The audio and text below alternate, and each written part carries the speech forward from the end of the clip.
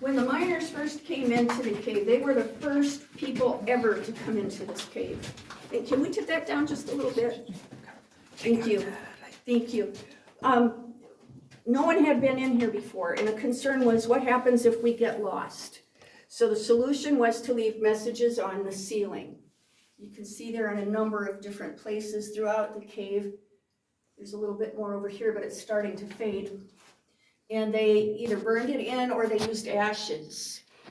And here we have what looks like a CS. So we're gonna call this guy Charlie Smith, and there's an arrow that points over this direction. So that's where Charlie Smith went when he came in. Okay. So it gets to be the end of the day and everybody's coming out of the cave except Charlie Smith. They don't know where he is.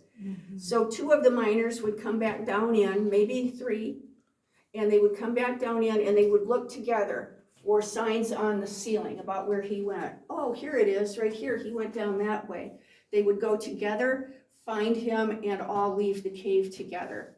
So they had a very solid security system in place.